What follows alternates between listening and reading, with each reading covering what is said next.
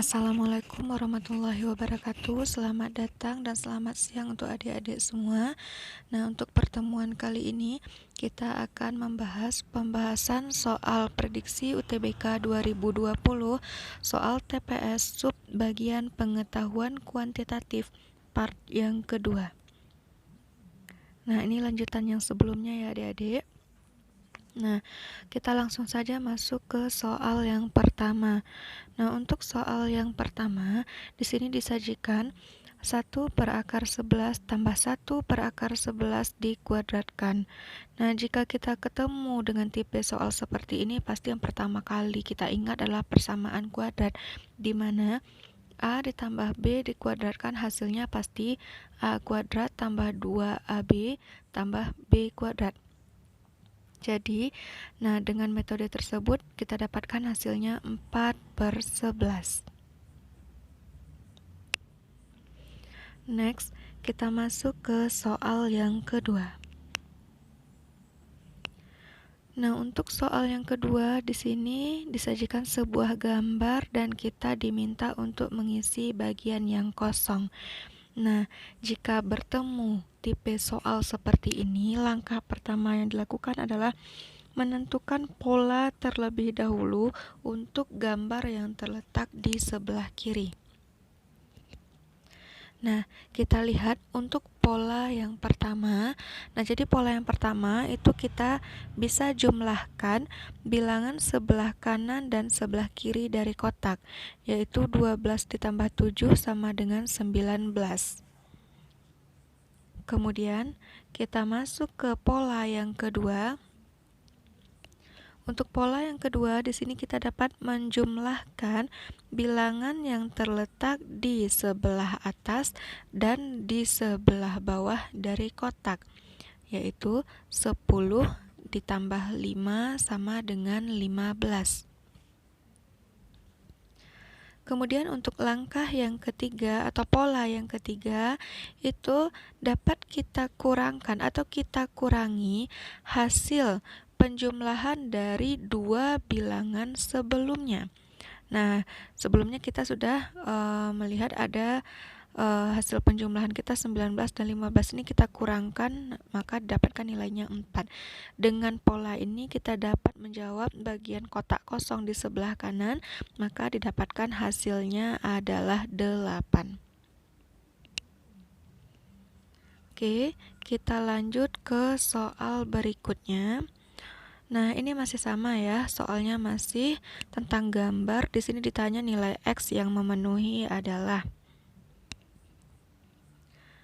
Oke, nah sama dengan soal sebelumnya, langkah pertama yang kita lakukan adalah menentukan pola terlebih dahulu.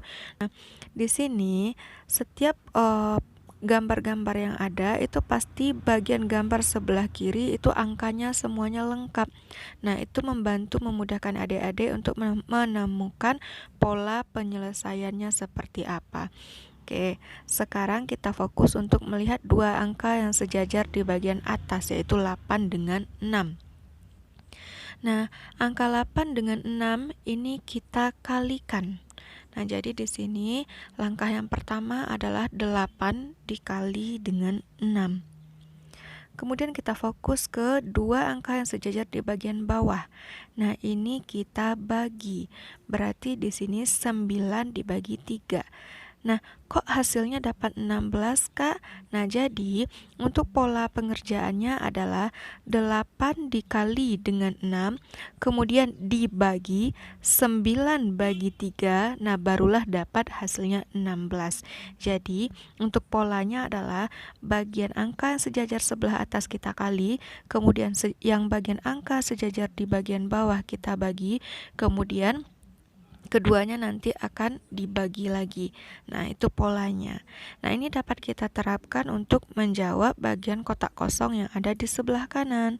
Nah, oke, silakan adik-adik fokus ke angka 9 dan 4 yang ada di bagian sebelah kanan. Nah, jadi di sini untuk angka 9 dengan 4 itu kita kalikan, berarti 9 dikali 4. Kemudian untuk bagian bawah berarti 8 dibagi dengan 2. Kemudian hasil kali 9 dikali 4, kemudian kita bagi, kemudian dibagi lagi dengan 8 dibagi 4, didapatkanlah hasilnya 9. Nah, sesuai dengan pola yang sudah kita dapatkan pada tahap sebelumnya. Jadi hasilnya 9. Selanjutnya kita masuk ke soal yang keempat. Nah, untuk soal yang keempat, ini masih sama ya. Ini masih menggunakan gambar. Nah, di sini untuk soal yang keempat ini kita diminta untuk menentukan berapa sih nilai angka yang tepat untuk mengisi kotak kosong di bagian sebelah kanan bawah.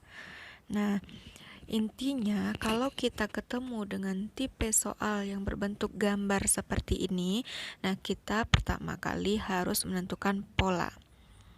Oke, kita tentukan polanya terlebih dahulu. Nah, pertama itu terdapat angka 87. Selanjutnya ada angka 9. Kita apakan? Nah, jadi di sini kita jumlahkan 87 ditambah dengan 9. Nah, didapatkanlah hasil penjumlahannya yaitu 96. Oke, setelah didapatkan hasil penjumlahannya, diapakan lagi? Nah, hasil penjumlahan ini kita bagi dengan 3. Berarti 96 dibagi dengan 3, didapatkanlah hasilnya 32. Nah, inilah pola yang dapat kita terapkan untuk menjawab kotak kosong yang terdapat pada bagian sebelah kanan. Oke, langsung kita jawab. Berarti untuk langkah berikutnya, untuk mengisi bagian yang kosong, berarti di sini 145 kita jumlahkan dengan 29, maka didapatkanlah hasil penjumlahannya itu adalah 174.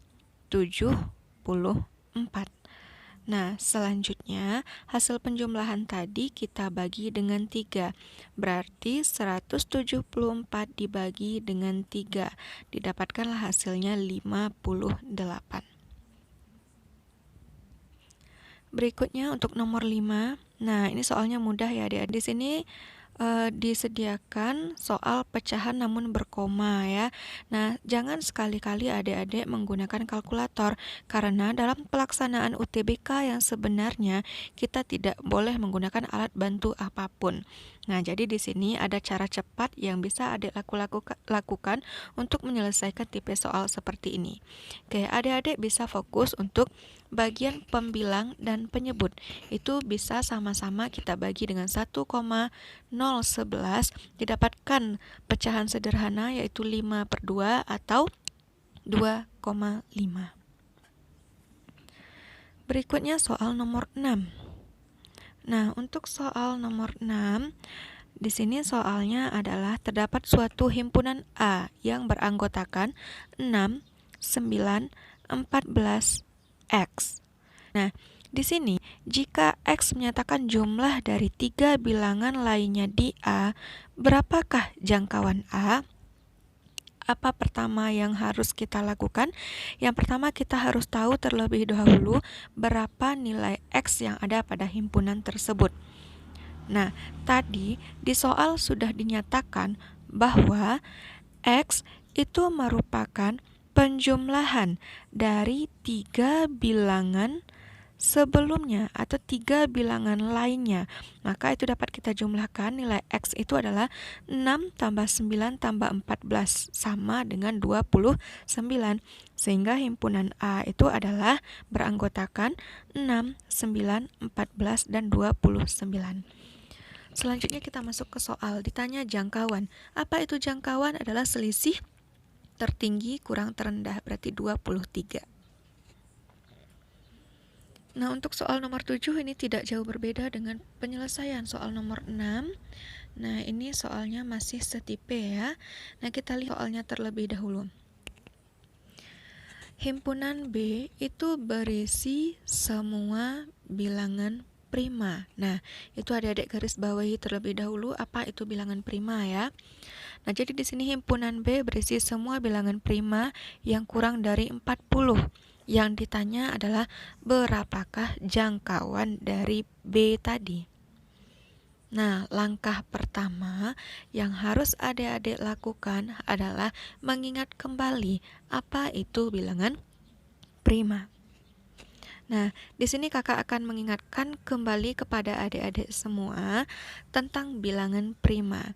Jadi, bilangan prima ini adalah bilangan yang dia itu akan habis jika dibagi dengan dirinya sendiri. Nah, jadi bilangan prima adalah bilangan yang habis dibagi dengan dirinya sendiri. Nah, bilangan prima terkecil itu berapa? Pastinya adalah 2. Kemudian, bilangan prima yang tertinggi, namun dia itu kurang dari 40, itu nilainya adalah 37. Jadi, jangkauan itu merupakan selisih yang tertinggi kurang yang terendah atau terkecil. Berarti 37 kurang 2, maka jangkauannya adalah 35.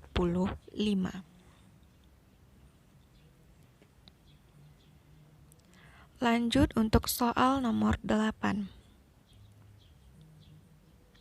Nah, ini mudah ya adik-adik, akar 50 tambah 25.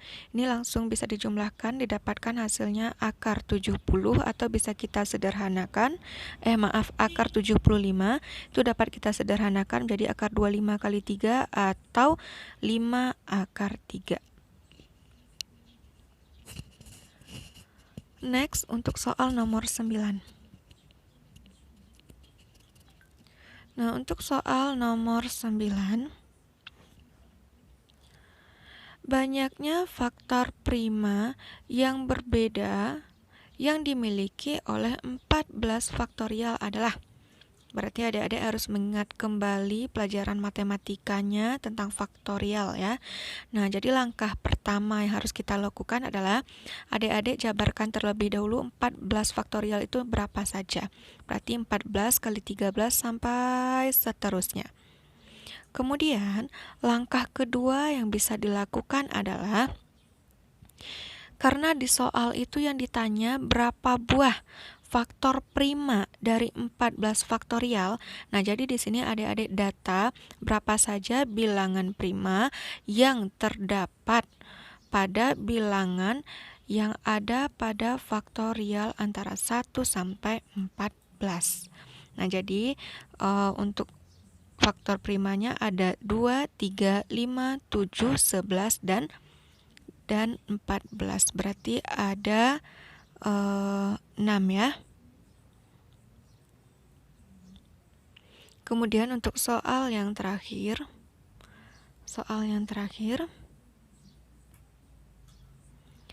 Nah, ini soal cerita ya adik-adik. Kita garis bawahi terlebih dahulu mana bagian yang penting. Suatu situs itu mendapatkan 500 kunjungan per hari. Garis bawahi 500 kunjungan per hari dalam periode 14 hari. Nah, jika pada periode ini rata-rata jumlah pengunjung untuk 8 hari pertama itu sebanyak 650 pengunjung. Ditanya, berapakah rata-rata jumlah pengunjung per hari untuk 6 hari yang tersisa? Nah, setelah adik-adik garis bawahi mana bagian yang penting, oke, kita langsung lihat pembahasannya. Nah, di sini langsung dapat kita ketahui bahwa situs tersebut menerima totalnya 7.000 pengunjung selama 14 hari. Selama 14 hari ada 7.000 pengunjung. Kemudian, banyak pengunjung pada 8 hari pertama itu kan 650 orang dikali 8 hari, berarti itu sudah 5.200. Berarti 7.000 kurang 5.200 tersisa 1.800 untuk 6 hari berikutnya. Berarti 1.800